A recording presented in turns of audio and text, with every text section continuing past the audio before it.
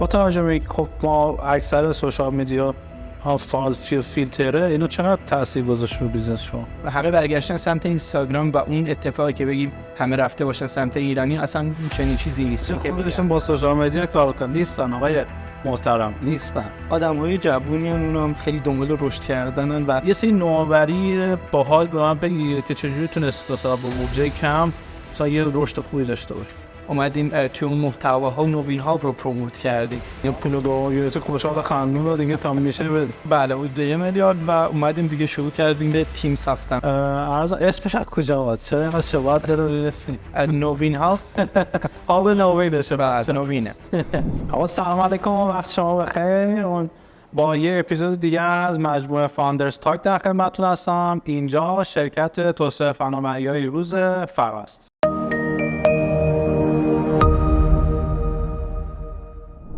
خب در خدمت 2 تا داداش گل و با انرژی هستیم، برادران بهرامی، علی و آزاد. رحمت بس. خیلی خوش اومدید، خیلی خوشحالم که در خدمتتون هستم. خب شما از قدیمی‌های بقرار اکوسیستم هستی، از زمان سرابا و اینا بودی و الان اینجا هستی. می‌خواستم بگم که خودتون معرفی بکنید، نومینا رو معرفی بکنید و بریم دیگه شروع. بله حتما. سلام، من علیم، هم بنیانگذار نوین هاب. نوین هاب یک ابزار مدیریت شبکه اجتماعی است، یعنی که میتونید همه شبکه اجتماعی رو که یک داشبورد مدیریت بکنید. زمانبندی انتشار محتوا، مدیریت کامنت و دایرکت و چند تا بخش دیگه که میتونید هر شبکه اجتماعی رو اونجا مدیریت بکنید. سلام، منم آزاد هستم و علی هم دیگه همه چی رو گفت. همون ولی آزاده. دووریم و به شدت هم شباهت دارید. یعنی من که اینقدر دار شما رو میشناسم باید قاطی میکنم بود. البته بیشتر با علی آشنا از زیادتری داشتم، ولی به هر حال آزادم که دوستان فرما هستم. چقدر فاصله با هم؟ چند ثانیه؟ در حد چند ثانیه است. چند ثانیه است. کی بزرگتر الان؟ میگم من 19 دیگه. الان آزاد میگن آزاد با اون تو کارم و احترامش که یه دقیقه واقعا دیگه فکر نمی‌کنم خیلی چی بکنم. اوکی بسیار خوب. همیشه وقتی که در مورد ابزار ایرانی صحبت می‌کنیم یه دافعی وجود داره، این که خب این ابزار ایرانیه به درد نمی‌خوره یا خوب نیست یا یه حالت اصلا ما ماشین ایرانی هم ماشین خب البته که به درد نمی‌خوره، ولی هر چیز ایرانی باشه میگه آقا ایرانیه به درد نمی‌خوره. فکر کنم بزرگترین چالش کلا شما تو نوینا این بوده، درسته؟ همین است. همین که خب حالا چون ما خیلی با API شبکه اجتماعی سر و کار داریم، خیلی محدودیت هست برای ایران به خصوص و اکثرا خب با ایران کار نمی‌کنن و خیلی از دسترسی‌ها رو به ایران نمیدن.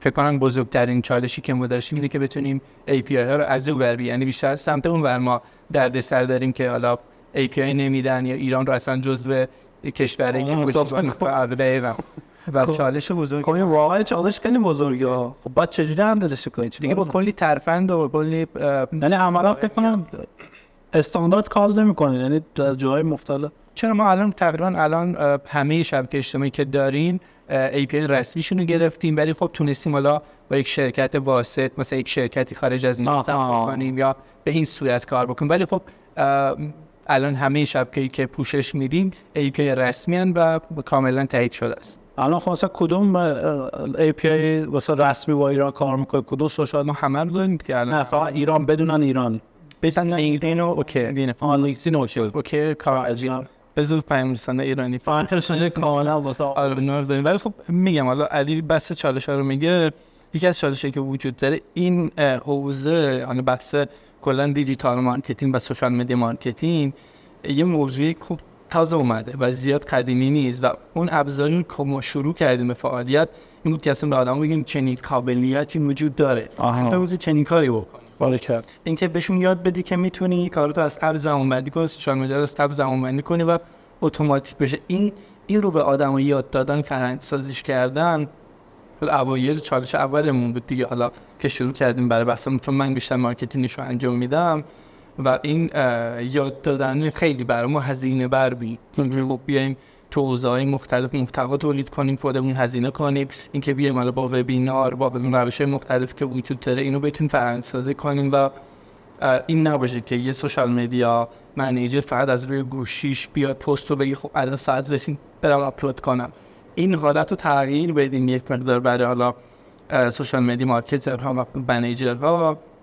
این مسئله بود که خب خیلی روش وقت گذاشتیم و خیلی روش محتوا تولید کردیم، هزینه کردیم وسایل مارکتینگش و خب پولش رو بعدین خود سوشال مدیا سریشون اضافهش کردن و آدم‌ها آشناتر شدن با این و همین که خب یوزرها دارن استفاده می‌کنن. خب ببین الان با توجه به خب ما اکثر سوشال مدیا ها فیلتره، اینو چقدر تاثیر گذاشت رو بیزنس شما؟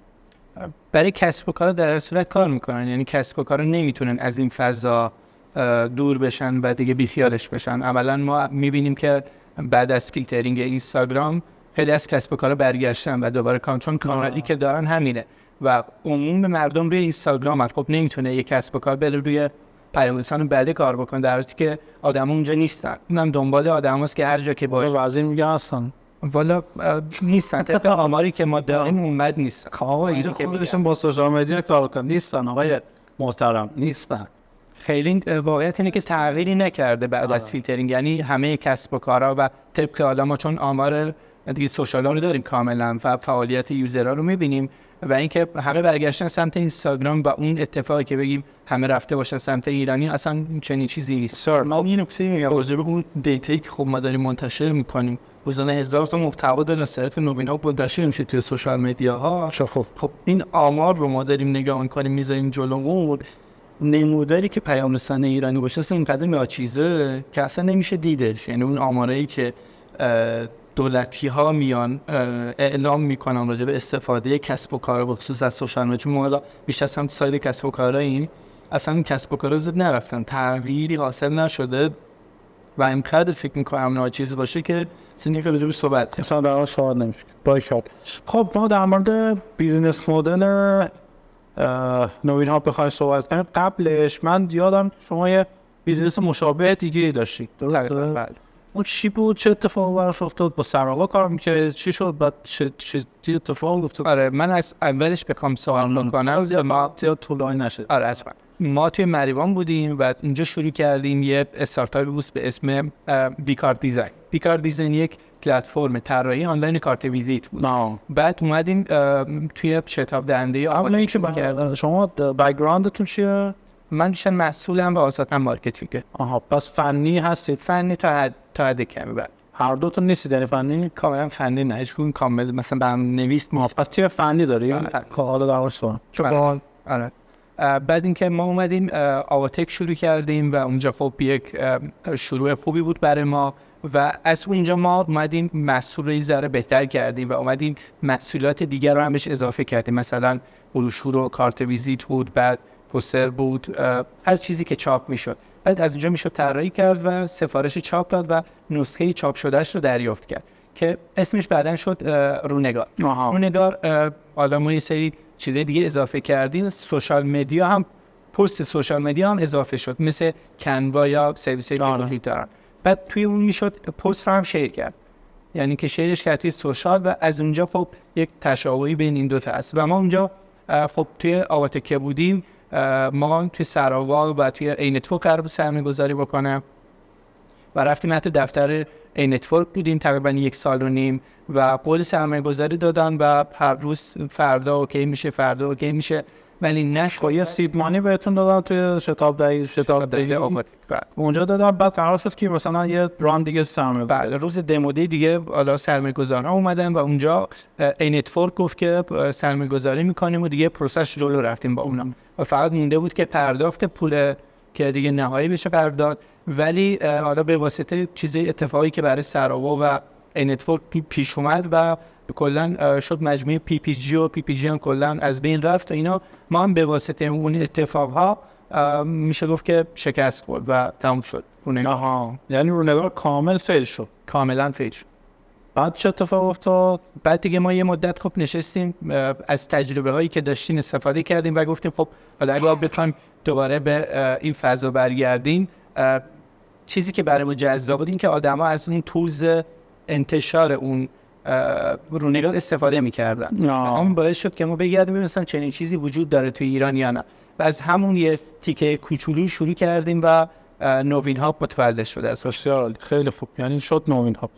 عرض اسمش از کجا آمد؟ چرا اینقدر شباهت داره برسیم؟ نوین ها بیشتر هابش اون معنیش اون بست کردن و مثل هاب کامپیوتره که میشه چند تا چیز به هم دیگه همدن است این اسم گذاشتید یا بعد؟ نه اما هاب خوبه. خب هاب خوبه هاب نوینشه از نوینه. عرضم بزرگشون که ابتدای فعالیت خب ما نیاز به یه سگمنت داریم دیگه، درسته؟ سگمنتی که حالا خب اکسس خوبی داریم بهش، سایز خوبی داره، به هر حال اون سگمنت می‌خوایم روش تمرکز بکنیم. این سگمنت از کجا اومد؟ انتخابش چجوری شد؟ اصلا چی بود؟ ببین ما خب قبل از حالا این کارها با آدمای مارکتینگ کار می‌کردیم معمولا، حالا قبلش که هر دو تا کار طراحی گرافیک بلدی و انجام میدادیم، با آدمای مارکتینگی کار می‌کردیم و اون تولید محتوا رو خب داشت خیلی رشد می‌کرد توی حالا بیزنس‌های مختلف. اون رو ما مد نظر گذاشتیم و ببینیم خب چه حوزه‌ای چه کاری توی حوزه تولید محتوا میشه انجامش داد که بتونه رو به رشد باشه. اون این سگمنت که خب ما انتخابش می‌کنیم برای حالا بیزنسمون، چقدر الان توی بیزنس‌ها وجود داره، چقدر روش داره فوکوس میکنه و چقدر داره هزینه‌ها رشد میکنه تو اون حوزه. و خب دیدیم محتوا خیلی چیزیه که الان هم همچنان در اون برداشته و همون حوزه محتوا رو اومدیم پوشش دادیم و خب هرش از اون ابزاری که خب سمت سوشال باشه اومدیم حالا اون شاخه‌ای که بگیم دیجیتال مارکترها باشن اون رو انتخاب کردیم به عنوان حالا حوزه تخصصی خودم که رو اونا بتونیم مارکتینگمون رو انجام بدیم. پس اونی که فکر کنم دیگه هم به رونگارم برمیگشت دیگه، یه یوزر آماده اونجا تا حد زیادی بوده، دوستای خودتون هم بوده یا ارتباطات خودتون هم بوده، از اون شروع کرد. اولین مشتری رو همون تلفن رفیق و آشنایی که داشتیم زنگ زدیم، چین سرویسی زدیم استفاده می‌کنی، اومدن پول دادن و چند تا مشتری اولیه هم با همون تلفنی که حالا کانتکتی که تو گوشی خودم بود شما که بعد چجوری باهاشون صحبت کردی، تست دادی بهشون، رایگان دادی بهشون، استراتژی بودش؟ اول خب اکثرشون رایگان بود که ببینیم اصلا مسئولم کار میکنه یا نه، ببینیم اصلا اون جذابیت براشون وجود داره یا خیر، و با همین روش رایگان رو جذب کردن و حالا و یه کاری که خوب اومدیم برای مارکتینگمون برای شروع کار اومدیم انجام دادیم بود که آدم‌هایی توی این حوزه داشتن آموزش میدادن و آدم‌های قابل اعتمادی بود. سوشال مدیا مارکتینگ در فعال اونایی که تو حوزه محتوا و دیجیتال مارکتینگ داشتن آموزش میدادن رو اومدیم به واسطه اونها این محصول رو معرفی کرد. دقیقاً اون آدم اونجاست، اون مخاطبان شما اونجاست، چون آدم قابل اعتمادن، دارن آموزش میدن و خیلی‌ها آموزش پذیر دارن ازشون. خب ما بتونیم ابزار رو فتی اون آموزش ها کنیم و بهشون ارائه بدیم، چیزی بود خیلی تونستی اون روند شروع ما بتونه رشد بده و این خیلی به ما کمک کرد. چجوری دیگه کرد باشون؟ ولی معمولا حالا با خودمون برگزار می‌کردیم، حالا به واسطه اونها یا حالا اسپانسر اون محتوا داشتن، دورهایی که داشتن برگزار می‌کردن می‌شدیم و خب تا حد ممکن بگه بسیار بیام جلو رایگان رسیدی شد. متاش تو در بحث جریان مثلا رو بحث مشکل رو بحث ارزش پیشنهادی که بحث خاصی نداره، برای مشخصه چه آدم باید به شما توجه کنه، حالا اینکه به خاطر اینکه کارش راحت‌تر بشه یا مثلا صرفه‌جویی در زمان اتفاق میفته یک پارچه بشه، واسه این همش دلایلی که بخواد به شما توجه کنه. اما یه نکته‌ای که هستی که چرا مثلا نباید با رول مدل خارجی، یعنی رقیب خارجی تو که چی بافر و سود لیتر و انیسیاله بافر و اینا باتون مذاکره فرماد اسپاتیفای تو ذهنم بود. اسپاتیفای چقدر به شما زد تگ و بافر ایناست. اینا خب چرا از اون راحت استفاده کنم، از شما استفاده کنم؟ خب چند تا دلیل عمده داره. اول اینکه خب ما توی ایران نمیتونیم مسئله چون همشون پولی هست و نمیتونیم. قبل اینکه اینو جواب بده، ببین ما یه مثلا شما میتونیم بگیم شما مثلا کلون بافرید، درسته؟ یعنی مثلا بیزنس مدل بافر رو گذاشتی اینجا، گفتی من همین بعد نوین ها با هم هیچ تغییر ندادی. توی شروع ما اومدیم یه کار دیگه کردیم، مثلا ما میتونیم در کلون بعد تو بیزنس مدل خودت رو بسازی. میخوام در موردش صحبت. آره ما سعی کردیم برای شروع خیلی ذره میتونم بگم خلاقانه عمل کردیم. اینکه اومدیم گشتیم کاری که ما انجام میدادیم، گشتیم ببینیم اصلا آیا اسکریپتی برای این وجود داره یا آدم دیگه نوشته اینو و اومدیم یه اسکریپت مشابه این کارو پیدا کردیم، اومدیم اونو یه ذره دستکاری کردیم، درستش کردیم، فارسیش کردیم و با اون شروع کردیم. این شد MVP فیلم کردن. خب که بتونیم با کمترین زمان و هزینه تست بکنیم. اصلا ببینید آدما واقعا توی ایران این ابزار رو میخوان یا نه، و اون ابزارا مشابه بافر بودن. بعد ما برای اینکه خب کارمون راحت‌تر بود دیگه، بافر مثلا یه دکمه که میذاشت تست کرده کلی تا به این دکمه‌ای که الان اینجا هست رسیده. برای شروع ما سعی می‌کردیم خیلی اونا رو نگاه بکنیم خارجی و ببینیم چه سعی خطاتون رو بیاد پایین. هم سرعتمون خیلی بیشتر میشد و همین که میتونستیم محصول بهتری برای شروع ارائه بدیم. بعد یواش یواش اومدیم با توجه به نیاز یوزر خودمون هر چیزی که می‌خواست رو ما اضافه می‌کردیم. مثلا بعد یه مدت اومدن گفتن خب ما آپارات رو هم می‌خوایم. برای اولی شبکه اجتماعی که ایرانی بود اضافه کردیم، گفتم با آپارات رو می‌خوایم. اومدیم اون رو اضافه کردیم. مثلا امکانات دیگه‌ای که بود مثل تقویم زمانبندی فارسی، مثلا رویدادهای مناسبت‌های ایرانی توش باشه، هر کدوم به درخواست یوزر میومدیم اضافه می‌کرد. از شما دلیلی که آدم‌ها مثلا از بافر استفاده از شاه استفاده ایرانی بودنه، یکی از عمده‌ترین دلایلش میتونه این باشه. اصلا پس شما نمیتونید تو دنیا بین‌المللی رقابت بکنید.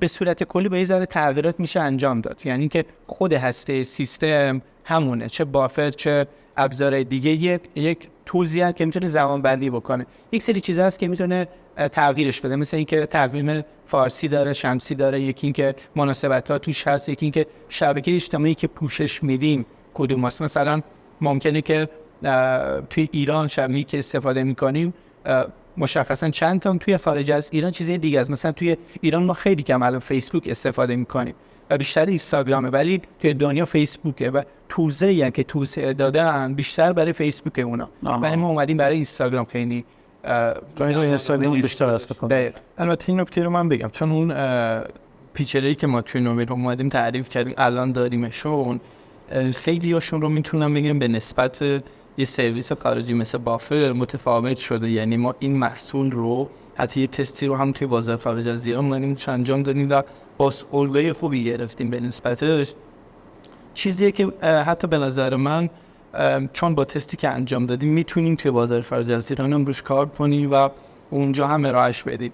یعنی ما حتی یه دوره‌ای که شروع کردیم این کار رو مشتری خارجی داشتن از ابزار نوین ها بشه و پول دلاری پرداخت می‌کردن و اصلا هیچ کدومشون ایرانی نبودن. ما یوزر کانادا داشتیم، یوزر کانادا انگلیسی زبان یا بعد یوزر آمریکا داشتیم، ما خب ساین اپ کرده بود، پول پرداخت کرده بود. شما ورژن انگلیسی هم دارید؟ بعد الان متوقف کردیم یه مدت. خب اینو بگو بعد چراش هم اینو دیگه ما تست کردیم. میگم یعنی این فیچره که اومدیم اول درسته یه محصول MVP خیلی کوچیکی رو ما شروع کردیم که اگه قرار شکست بخوریم کم از این شکست بخوریم، سریع شکست بخوریم. البته اگه MVP نمیدید چیه این بالا هست میاد دیگه ببینید. خب و همین مسئله شد این که خب ما چیکار کنیم خلاقانه تر بشه. میتونم بگم الان فیچرهایی که ما توی نوین ها داریم خیلی هاشون بیشتره، حتی از یه سری ابزار خارجی سوشال های متفاوت و بیشتری رو داریم پوشش میدیم. خب چرا انگلیسی رو متوقف کردیم؟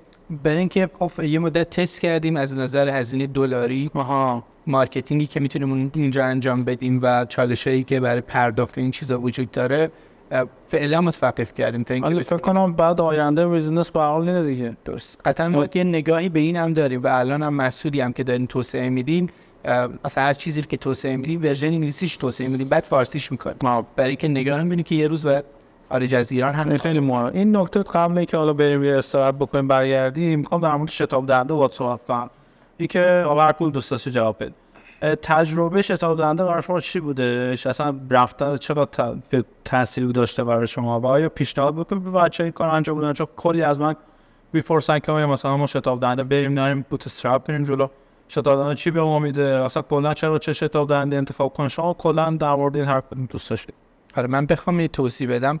برای ما که خب آواتک اولین شتاب میشه گفت جزء اولین هایی بود که شکل گرفت و ما این شانس رو داشتیم که توی آواتک بودیم و آواتک واقعا فضای خوبی داشت و واقعا به ما کمک کرد، به خصوص مایی که از یک شهرستان خیلی کوچیک اومدیم و اون فضا و اون کاری که اونجا اتفاق میدیدیم و اتفاق میافتاد رو تجربه میکردیم. خیلی تجربه خوب بود و برای زمان آواتک که وجود داشت من که پیشنهاد میدم. ولی الانشو نمیدونم که چقدر ممکنه تغییر کرده باشه، چون خیلی زیاد شدن، خیلی اصلا عجیب غریب یه مدت زیاد شدن. الان حقوق اشتراکی دیگه. آره. الان دیگه نمیدونم چقدر میتونه تأثیر بذاره و باید واقعا آدم خودشون ببینن که چقدر میتونه بهشون کمک بکنه. آیا کاری که من انجام میدم نیاز به یک دانش داره، نیاز به آدم‌ها رو داره که بتونن آموزش بگیرن، تحت شرایط شتاب دهنده انتخاب کنه.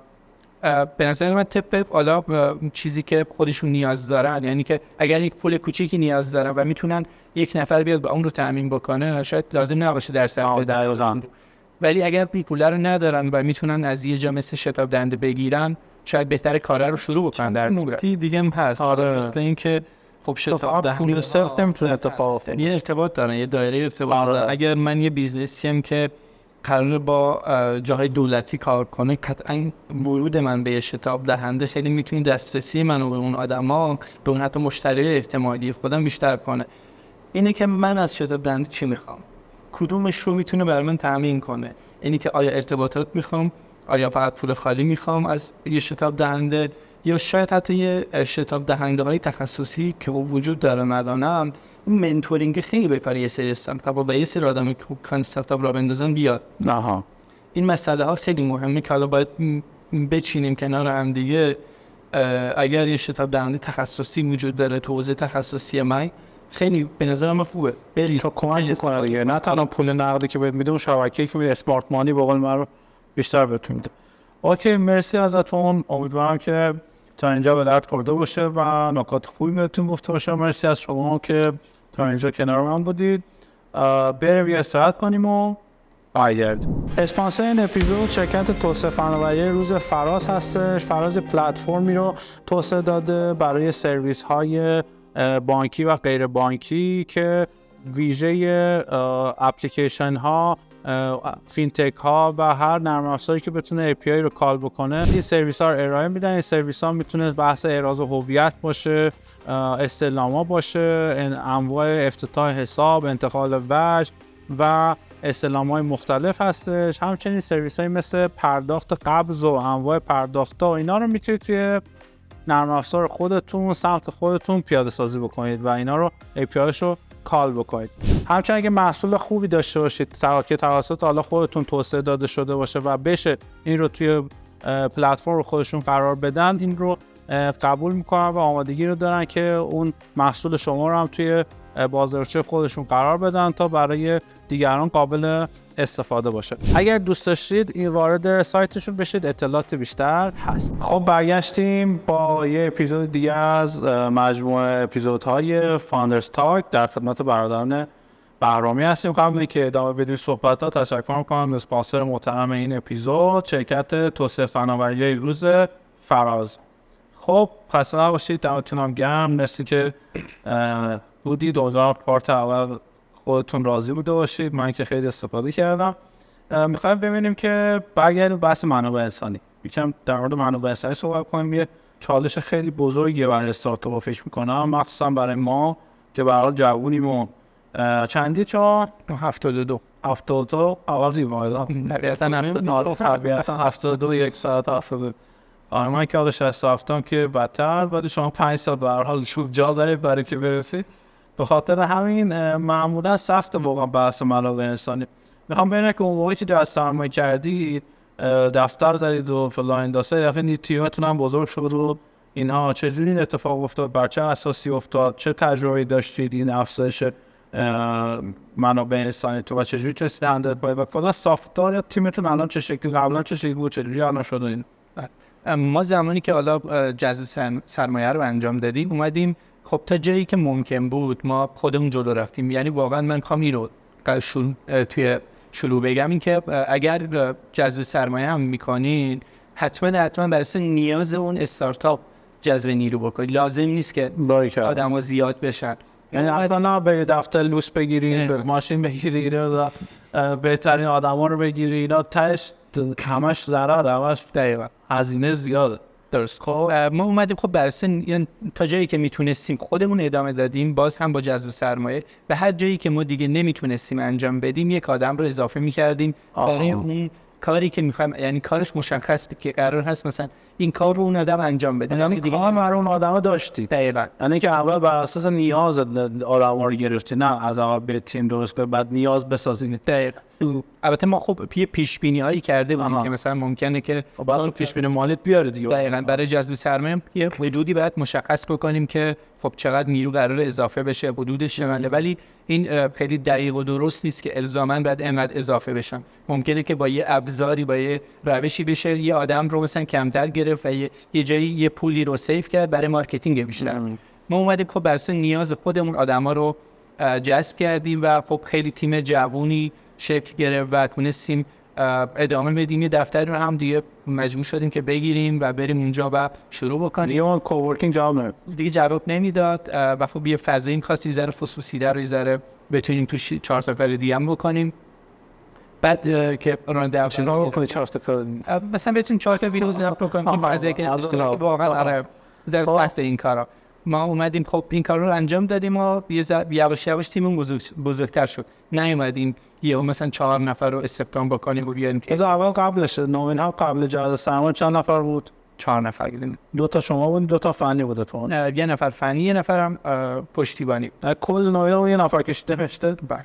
داشت یا فلات خودم فرانت انجام میدم. من فرانت رو نه که بک اند رو انجام میدم. شما فرانت انجام میدم ولی الان خیلی دوش شدم دیگه. دوست شدم. دیگه اومدی تو مدیریت و محصول و محصول بیشتر. بعد تو مدیر عاملی حالا بعد تو مدیر محصول نه. بعد چجوری نه دعوتتون نمیشه مدیر عامل؟ اوکی کلا. اوکی. آره زیاد مهم. آره میشه علی دیگه ساید سر و کله زدن با فنی‌ها رو داره. من زیاد اون راست مارکتینگ بود توسعه. خب خوب. از اول شما که خب 4 نفر بودید. بعد چند نفر شدید بعد از شما؟ بعد شدیم ما 7 نفر بعد راند اول و بعد راند دوم هم نفر کی اضافه شد؟ ما مالی رو اضافه کردیم. یه نفر مالی دیدی دیجیتال مارکتینگ رو خودم کلا انجام میدادم تا قبلش. یه نفر رو اضافه کردیم، محتوا رو اومدیم اضافه کردیم و ارزان خدمتتون که دیگه چی رو فروشم آره چون بی تو بی هستید فروش اضافه. یه نفر هم فروش اضافه کردیم. توی حالا راند اول راند دوم شدیم نزدیک 20 نفر 19 20 نفر بودیم. دیگه پول دو یورت خوشحال خندون رو دیگه تا میشه بده. آره بیشتر کنیم. کارش که بیشتر شد، فنیامون بیشتر شدن. ما اون موقع دیگه شدیم 4 نفر فنی. مارکتینگ و عدو چیزای واقعا 4 نفر نیاز داشتید؟ نیاز داشت کاملا. ها و مثلا خود سوشال مدیا رو ما یه نفر رو کاملا برش داشتیم، خود محتوای بلاگ یه نفر داشتیم، دیزاینر مورد چیزای دیگه هیچ خوب واسه به نیازه اومدیم. مثلا اومد تو تا شهریور 1401 20 نفر بودید. بعدش چی شد؟ بعدش یه همه جوری نام همه چی عوض شد. خب بعد چی شد؟ بعدش دیگه مجبور شدیم کم بکنیم. یعنی مجبور شدیم که تیم رو خیلی کوچیک بکنیم که بتونیم واقعا زنده بمونیم. که دقیقاً همین فیلترینگ و اینترنت و همین تأثیر مستقیم روی ما داشت. دقیقاً. و خب مجبور شدیم که یه ذره کوچیک‌تر، یه ذره جمع جورتر میشیم که بتونیم فعلا زنده بمونیم تا بعداً ببینیم که خب سرمایه‌گذارتون تو مواقع چی کار میکرد؟ تو جلسات هیئت مدیره چی میگذشت؟ یعنی چیزی که واقعیتی که وجود داره این بود که اونا خیلی مصرانه میگفتن که تیمو سریع کوچیک بکنیم، سعی بکنیم استراتژی بکنیم، ولی من خودم شخصا این نگاه نداشتم. یعنی تا جایی که ممکن بود آدما رو نگه داشتم، چون که واقعا دارایی ما توی اون تیم آدماش بودن، چون که هر کدوم که اومدن توی تیم واقعا با یه حساسیت خاصی اومدن و آدمایی که کنار ما بودن آدمایی بودن که ما واقعا یه دلسوزی خاصی برای نوین هاب داشتن. من دوست داشتم که نگه داریم. امیدوار بودم که این فضا سریع بتونه برگرده و بتونیم ادامه بدیم، ولی مجبور شدیم یه جایی که ما این کار رو انجام بدیم و با تیم خداحافظی کنیم. حالا موضوع چطور برگشتید به حالت عادی نه؟ الان خدا رو شکر خوبه، یه ذره رو به رشد و خب مدت خیلی زیادی نگذشته از اینکه کسب و کارها برگشتن به سوشال و ما هم داریم به واسطه اون داریم دوباره رشد میکنیم و دوباره داره برمیگرده به حال. مثلا برنامه که دوباره با 14 15 نفر 20 نفر برسین، شاید یه ذره با حساسیت بیشتر. یعنی ما اون استراتژی رو که کردیم مجبور شدیم یک سری چیزها رو جمع جورتر بکنیم و اون استراتژی این خیلی مهمه. یه جایی اون سیستم سازی دیگه بعدش خیلی سخته که آدم بخواد اضافه بشه، چون خودی کار داره انجام میشه دیگه نیاز آدم نداره بشه یا نه. دقیقاً منم میتونم که بعد واقعا شما تو هر پوزیشنی میتونی انقدر قنای شغلی رو زیاد کنید و بون شغل زیاد بکنین شاید اصلا نیاز نباشه یا اصلا 2-3 تا فانکشن یه نفر انجام بده میشه واقعا. یعنی هم مرتبط هم اون آدم خسته نمیشه چیزو به هر حال اتفاق میفته. بعضی اتومات میتونی بکنی وقتی میتونی اتوماسیون داشته باشی چرا واسه این کار انجام ندی. وقتی این ابزار که میخواد رشد کنه خب قطعا یکی از الزاماتش اینه که بتونه خب صرفه‌جویی رو انجام بده. ما هممون استارتاپیم و نیازی که بدیم صرفه‌جویی رو انجام و بهترین کارش خب اینه که خودمون یه ابزاریم، یعنی از ابزارها استفاده کنیم، خیلی از ابزارها بتونیم استفاده کنیم که اون روال رو برای ما ساده تر کنه و با هزینه کمتر جلو بره و حتی خیلی جاها به سرعتش هم کمک میکنه. ابزارهایی که وجود دارن تو مثال میزنم متن انسانی تو حالا بحثای مارکتینگ خیلی ابزارها وجود دارن که نمیگم جای آدم رو بگیرن ولی کمک کنن تو اون حالا بهبودش و کم هزینه شدن فقط. اوکی خیلی خوب مرسی. ارزیابی عمل کردین نیوروساید چه؟ بله.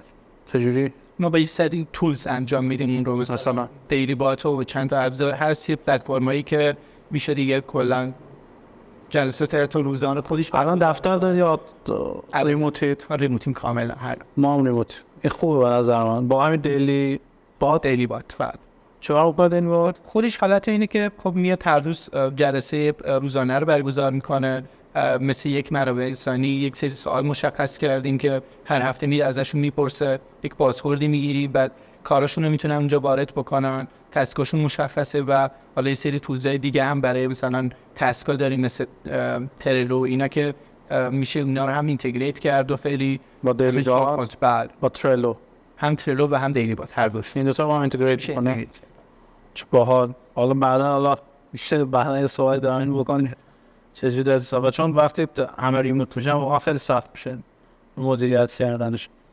بسیار مرسی. خب الان بخوایم در مورد مارکتینگ یکم صحبت بکنیم.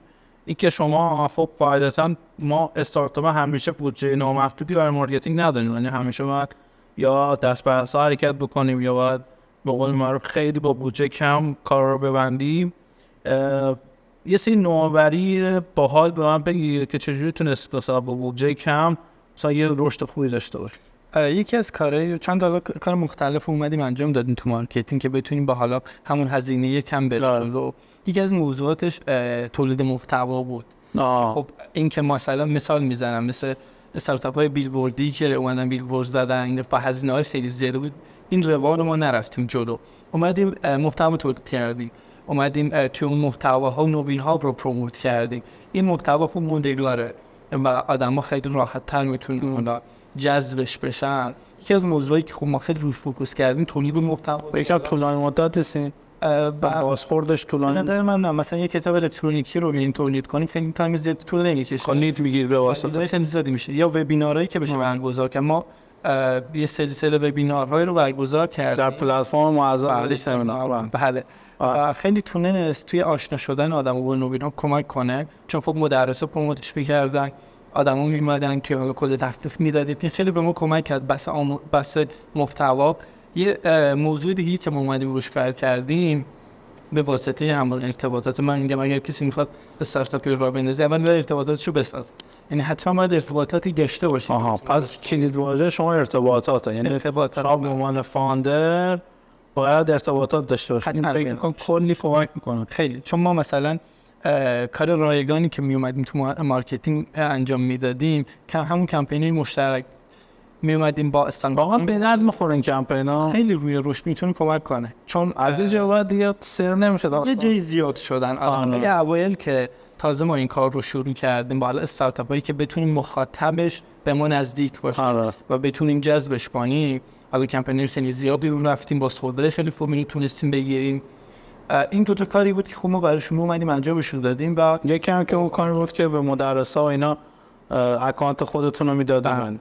من توصیه‌ام بکنم از نظر مسئولی هم میشه کارایی انجام داد که کمک بکنه. مثلا نمونه‌هایی بخوام بگم که واضح باشه، مثلا رایچت اون رایگان کرده و پایین هر کدوم از باکسایی که چت میشه نوشته قدرت گرفته از رایچت. مثلا لندین یا مثلا برای ما نوین ها این بود که اول هر کسی که توییت میزد با نوین ها پایینش میزد که این توییت با نوین ها زده شده و همین کاری که مثلا هاتمیل انجام میداد. دقیقاً بله. همین باعث میشد که آدم مثلا یه سری جا بودن که شناخته شده بودن بعد توییت میزدن کاریش هم نوین هاب بود و آدمای دیگه میشناختن مثلا این چیه نوین هاب که ما هم بریم استفاده بکنیم. و ممکنه توی هر مسئولی واسه مسئولایی که سسن یه جایی داره که میشه رایگان کرد، یه جایی داره که میشه یه لیبلی گذاشت که آدما بشناسن و برگردن. یا مثلا نمونه هایی مثل بافر اومده یه حالت لندینگ پیج سازی زده که میشه توی بیو گذاشتون مثل یک لینک و زینک و اینا.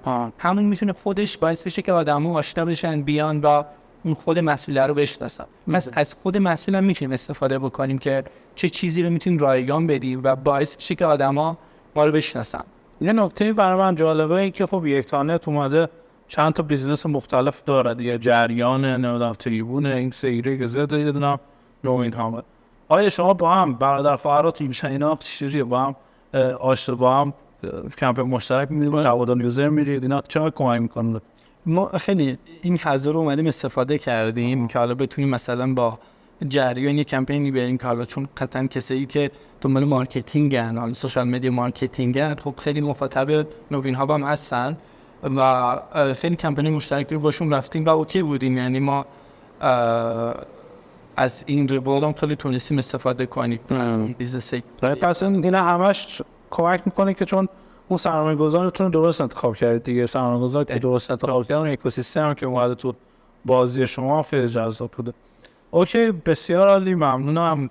در مورد بخوایم یکم چالش قانونی و رگولاتوری و اینا صحبت کنیم، اینا اذیت میشید یا نمیشید؟ چجوریه؟ خیلی خب هر روز ما پا میشیم یه شبکه اجتماعی فیلتر شده در سرش بریم بعد هر روز میبینیم که توی API تغییری داده شده و خیلی مثلا ما چون که شبکه اجتماعی مدام آپدیت میشن و ما هم باید به اون آپدیت بشیم. خودش هم دردسری داره. بعد اینکه یه سری قانون و یه سری چیزایی میاد که چه میدونم اینفلوئنسرها مثلا بفرستن تاشون بری از اون مالیات میگیرن، بعد اینا رو مثلا میان داستانش هر کدومشون یه داستانی داره قطعا. ولی خب مجبوریم دیگه ادامه بدیم، راهی به جز ادامه دادن. ببین اتفاق همه ادامه دادن اینا ناامید شدید تا حالا؟ راستش زیاد نه، یعنی بگم یه نقطه ناامیدی که بگیم دیگه تموم شد. اون روزی که اینستاگرام فیلتر کردم دیگه من نوتیفیکیشن اومد راستش تو یه خبری رو دیدم که اینستاگرام فیلتر شد و چیز عجیبی بود چون خب صفر شد دیگه. ما کاملا نیست، ولی خب نه این که بگم خب دیگه الان فیلتر شده، یوزریمون کلا رفتن، همه چی صفر شده و ما دیگه متوقفش کنیم. حتی اون لحظه ای که کاملا میگم صفر شد، یعنی نمودار کاملا اومد پایین، باز اون حالت ناامیدی رو من به شخصه نداشتمش که علیشو من متولی خب که واقعا یه سختی داره. کلا خورده آدم قویه میشه گفت چند روز واسطه زیستشون سرسخت‌تر رو کنی. واقعا خیلی دوست دارم کردار، یعنی هیچ وقت من بدی ندیدم از مخصوصا کردستان و سنندج و اینها. واقعا بچه خیلی خوب عادی. شما که گل بحثی که پس خوبه شما اینه که شما برادرید. خب مثلا یکی نامه شما یکی میتونه کمک کنه. یکی از چیزاش اینه که همدیگه امید نمیشید. هم نام یکیمون میمونه و اون یه درمیان سعی کنیم چیز بکنیم یه درمیون باشه که دو تا اینا بشه وقتی که ببندید. ولی یه نکته‌ای که وجود داره ما در این چیز قبلی که ببین خیلی جالب توی بازار دیگه من نامید بشم، خواهرم نامید میشه، کارم خود نامید بشه، کوفاندر فریدم نامید میشن، سرمایه‌گذار نمیخوام میگم آقا چیزی برگردید مثلا ساوندر نماینده سرمایه‌گذار رو بیاد مثلا بیاد بعضی وقت اون میکشه بالا ما رو. تو همین دقیقاً قطعی اینترنت و این داستان ما هم تازه مهاجرت کرده بودم فیلم قطع تو فلان بحث مهاجرت یه طرف بدبختی اون یه طرف اینم یه طرف هم دپرسینگ شده بود دیگه. بنده خدا چندین بار چیز کرد واقعا کمک کرد. دمش گرم آقای حسنی که از همین تیم ازش تشکر میکنم، خیلی به کمک کرد. یه چیزی جالبه واقعا میگن never give up، واقعا بعد همیشه give up نبکنیم یا نه بس وقت مثلا شما توی اون استارتاپ قابل نورنگار بود رونگار باش تو استارتاپ رونگار give up کرد دیگه کشیدید کنار یا نه مثلا دیدی سرمایه‌گذار نشن و پیچوند دیگه یکی رو بیاد بالا. نه سعی کردیم یه مدت استراحت بکنیم و چه فضا رو ببینیم. یعنی اینکه اینجوری بود که خب آماده نداشتید اینا؟ نه آماده نداشتیم. بعد تو فکر کردیم نه من یه تایمی رو بعد بازی رو گذاشتم، فقط ارتباط گرفتم، میرفتم هم فکر رو از این داستانا زیاد بود. من فقط وقتمو گذاشته بودم میرم استارتاپ رو میدیدم، آدما رو میدیدم، چیکار میتونیم بکنیم. کل صبح پا میشدم میرفتم ایونت های مختلف سرک میکشیدم که ببینیم به چی میتونیم برسیم. و اصلا دیواپا کمکتون کرد که یه فضای بازی براتون ایجاد بشه که بتونید فکر بکنید و بعضی وقت بعدم نیست که ما never give up و بعضی وقت give up بکنید. به نظر من لازمه بعضی وقتا آدم شکست بخوره که یه نقطه‌ای بیفته که بعدش بتونه قدرتمندتر شه. دقیقاً میگم انگیزشه دیگه، خیلی انگیزشی هم میبینید فاصله چه رفتی داره تو این سوال دیگه داشتی که نیستی که بعضی وقت ناراحت میشه، بعضی ناامید میشه، بعد اتفاق میفته دیگه. ولی خب اینکه چجوری واکنش بهش نشون بدی بعدش اتفاقی بعد بیفته نکته مهمتریه. فقط حالا در مورد شتاب دهنده مرکز نوآوری هر جایی که به هر حال میتونه بهتون شبکه رو بده به نظر بد نیست برشون، ولی باید حتما فکر می‌کنم هیستوری اون شتاب دهنده مرکز نوآوری چک بکنیم و ببینیم که استارتاپ قبلی چی بوده، چجوری بوده، راضی بودن یا یه نکته دیگه که وجود داره، یه سری شتاب دهنده ها راست من دیدم که حالا یه سری ایده ها رفتن اونجا که ایده های جالبی بودن ولی خب به واسطه منتورینگ حتی اشتباه تغییر داده، یه پیوت انجام داده و عملا شکست خورده. این خیلی دیدم من دور و بر. خیلی مهمه همون تاریخچه‌ای که شما میگین چه آدمایی اونجا و قراره با چه آدمایی سر و کار داشته باشه. اگر آدمایی واقعا متخصصی باشن، اگر آدمایی باشن که دانششون بالا باشه، بهت کمک میکنن، رشدت میدن. ولی اگر یه شتاب دهنده هایی هستن که اصلا همینجوری الکی زده شده فقط اسم شتاب دهنده رو داشته باشن، اونا ران کنن، هیچ کمکی نمیتونه بکنه و شاید تون هم از بین ببره اون ایده تون از بین. دقیقاً خیلی مهمه. اینکه من خیلی پیوت های اشتباهی دیدم که اون منتوره یا چیزی اصلا چون تو خودش تو باغ نبوده یکم باغ فرش که بندگاه بوده شد چیز ماستش دادن کلا نابودشون کرد. من یه نکته هم اضافه کنم برای کسایی که خب یه استیجی داره، هر کسی که میخواد مثلا یک ایده صفره و میخواد ایدهش شروع بکنه شاید شتاب دهنده مناسب باشه، ولی اگر از اون گذشته و یک محصولی داره الان یک MVP داره شاید با حساسیت بیشتری انتخاب کنید. دقیقاً این نکته خوبی بود که بر اساس استیجتون ببینید که چه انتخابی میتونه براتون مناسب باشه. خب برگردیم به این و نوین ها اومد و راه اندازی شد. ابتدای فعالیت بوت صاحب پیشرفتی کاملا یک سال بوت صاحب بود، بعد رفتید برای تعمیر مالی. ما حالا میتونم بگم ارتباطات خوبی رو با آدمای مختلف توی اکوسیستم تونستیم درست کنیم.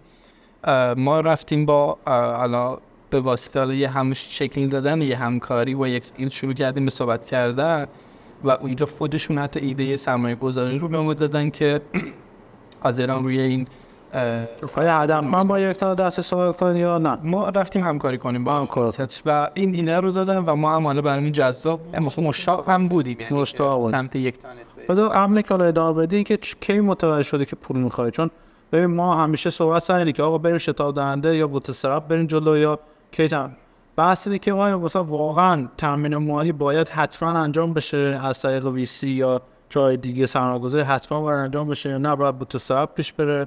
اگر نه باید حتما اتفاق بیفته کی متوجه باید بشیم که باید تامین؟ کی شما متوجه شدید که باید برید دنبال جذب سرمایه؟ یا اصلا فکر کنم شانسی اومد اضافه یک تا تو نه فکر میکنم حالا ما شانسی نبودیم، قطعا یه استیجی بودیم ما که میخواستیم حالا میگم همکاری‌ها رو بیشتر کنیم، چون حالا یه رشد شما دست به همکاریت کلا خوبه تو همه کمپینا نوینا معمولا رشد رو میتونه حالا مثلا یه بازی رو بره جلو ولی اون بازی یه جای دیگه سخت میشه رشد کردنه، شاید اولش رشد سریع باشه ولی یه جای دیگه خطر رو دیگه داره میره جلو دیگه سخت رشد میکنه. فکر میکنم اونجا یه استارتاپ اگر حالا میگم متفاوته برای هر استارتاپی نمیشه نوسه جامعه برای همشون پیچید، ولی ما اون نقطه‌ای که داشت به سمت یک نوار کاملا صاف جلو میره فکر کردیم نیازه و میتونیم این رشدش رو سریع‌تر کنیم، این پیکش رو بالاتر ببریم و اونجا بود که من حالا به شخصه بگم اینجا نیاز اون سرمایه‌گذاران رو دیدیم. بسیار بعد خب اونا اومدن و راند اول جذب سرمایه‌مون از اون گرفتیم. بعد کوینوست کردید یا نه نیر تاون خود یک تانت بود. مثلا سید مانی دارن پریسید دارن. بله مزیر 1 میلیارد مثلا این بود. بله حدود 1 میلیارد و اومدیم دیگه شروع کردیم به تیم ساختن. ما قبل از این 4 دفتر گرفتید و شلوغ کردید و این داستان من شما رو دنبال می‌کردم.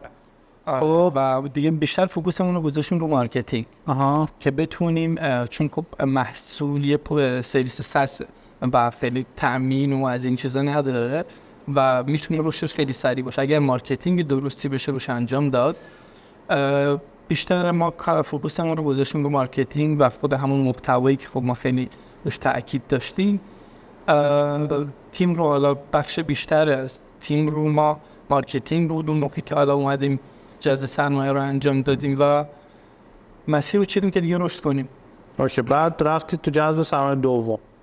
اونجا که بعد اولی که هیئت مدیره شما اضافه شد، یک تانت اضافه شد، سینا مومنینا، چه کمکی به شما کرد؟ یه خوبی که داشت برای ما این بود که خب ما البته اسمارت مانی بزرگه چون خودش کمپانی داشت.